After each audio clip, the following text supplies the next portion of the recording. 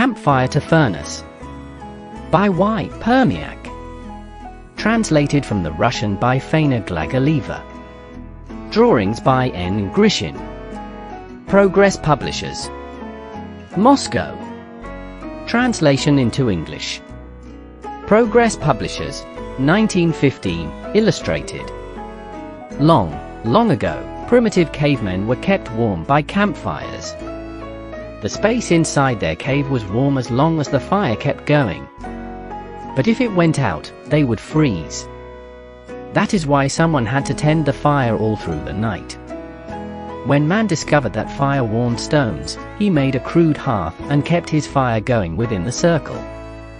Even if the fire went out at night, the cave was kept warm by the red-hot stones. Man's next home was a dugout in the ground.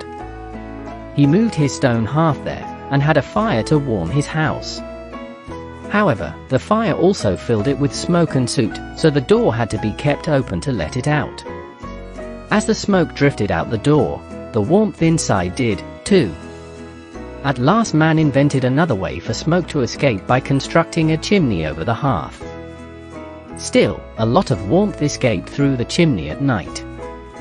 Then people began covering the top of the chimney with a large stone after the fire died down. Many years were to go by before people learned how to make and fire bricks, and then invented a sliding metal plate called a damper to keep the warmth in a stove. The oven bricks became very hot and stayed hot for a long time, as the tamed fire blazed inside this Russian oven. The oven warmed the house. Here the family's food was cooked and its bread was baked. Even the grandest palaces were heated by the same familiar campfire, locked away in a brick fireplace with a tall chimney. A Dutch oven was much better than an open fireplace. It did not use up as much firewood and kept warm much longer. Its two shortcomings were that heavy firewood had to be carried up many flights in the tall houses, and someone had to keep an eye on the oven as long as the fire was burning. It was no easy job to cart logs from the lumber yard, saw and split the wood, and then carry the firewood to every oven and stove. This was expensive fuel and hard to handle. Besides, it produced heaps of ashes that had to be carried out of the house. Acres of woods had to be chopped down to warm the buildings, for each stove consumed many a tree in a year. Then a new type of heating system was invented, and hot water boilers were installed in the cellars of large houses. Now, instead of brick ovens, iron pipes and radiators were installed in the rooms with boiling water from the boiler to heat them. A radiator is a hot water stove. Set under the windowsill, it is out of the way. The water coursing through it day and night keeps the metal hot. Though snow is on the ground outside, it is summer indoors.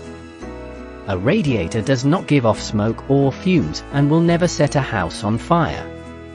Coal burns brightly in these large furnaces, heating water for the pipes and radiators in every room on every floor. When the water cools, it comes back down to the boiler to be heated again, continuing on this endless circle day and night. Now one man kept 100 apartments warm all by himself. Keeping coal furnaces going day and night became too bothersome, and so gas pipes were installed.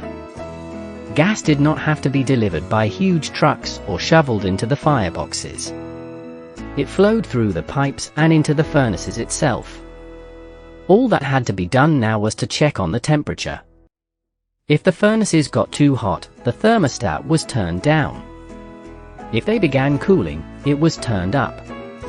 Indeed, man had discovered a way to heat his home as marvelous as a story in a book of fairy tales.